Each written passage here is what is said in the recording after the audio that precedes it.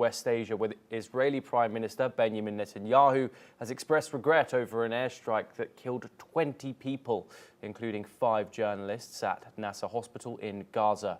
He called it a tragic mishap and said Israel values journalists and civilians. The Israeli army confirmed the strike and announced an immediate inquiry, insisting it does not target reporters. This is the first time the IDF has recognized them as journalists and not members of Hamas. Here is what Efe Defrin, the Israeli army spokesperson, had to say on the issue.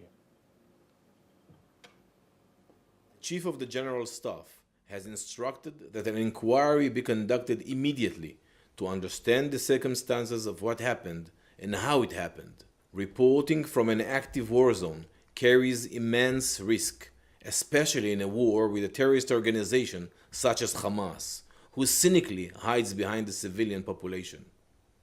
As always, we will present our findings as transparently as possible.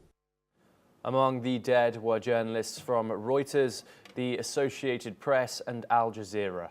Witnesses say a second strike hit as Reuters rushed to help. The UN Secretary General strongly condemned the attack, repeating calls for a ceasefire, humanitarian access, and the release of hostages in Gaza. Listen in to what a UN spokesperson, Stefan Dujarric, has to say. The Secretary General strongly condemns the killings of Palestinians today in Israeli strikes that hit Nasser Hospital in Khan Yunis in the Gaza Strip. Those killed, in addition to civilians, included medical personnel and journalists. We want to extend our condolences to families and colleagues of those journalists killed, especially those representative of the Associated Press, Reuters, and Al Jazeera who are in this room or online. These latest horrific killings highlight the extreme risks that medical personnel and journalists face as they carry out their vital work amidst this brutal conflict.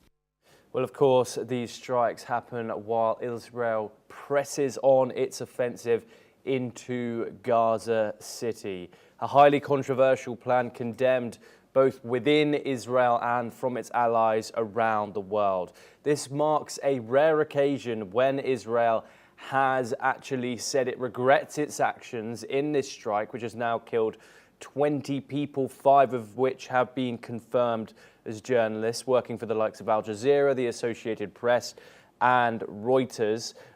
World reactions have started to come in, that of France, the United Kingdom, and Turkey, all of which have condemned the strikes. As we said, this occurred yesterday, where Israel struck the Nasser Hospital in Gaza City in the south of the Gaza Strip, killing at least 20 people, including 5 journalists. They included cameraman Hassam al-Masri, a Reuters contractor who was killed near a live broadcasting position operated by Reuters on an upper floor of the roof just below the hospital in Khan Yunis. Israel has acknowledged the strikes and has ordered an inquiry into them. The world is reacting and reeling from such a horrific attack. Other people that were involved in the attack and were killed include Mariam Abu Daga, who freelanced for the Associated Press and other outlets, and also Mohammed Salama. She worked for Qatar-based broadcaster Al Jazeera. Abu Taha also died in the attack, who was a freelance journalist who worked with other organizations, occasionally contributing to Reuters, and also another journalist called Ahmed Abu Aziz. Okay, we're now joined by Dr. Wael Awad. He is a Middle East affairs expert, and he joins us live from New Delhi. Thank you very much for joining us, Dr. Awad. We saw this horrific attack occur yesterday. However, a full Israeli response, we have just got that this morning, especially from the Prime Minister's office. Benjamin Netanyahu has called the strike on the hospital, a tragic mishap. How significant is this admission of regret, and does it change the perception of Israel's accountability in this conflict? Well, I think this is an eye wash to the distance themselves from the intentional and deliberate killing of the journalists. It's not the first time that the journalists have fallen to the guns of the Israeli military occupational army. They have been killed more than 246 journalists over the 22 months of this ongoing war on Gaza strips. And so therefore there is nothing new to this deliberate killing. And this is a shame on the international community, and even us as a journalist, we are not even willing to condemn such kind of an act of aggressions and deliberate killing on the air. We were watching the horrific crime that has been committed.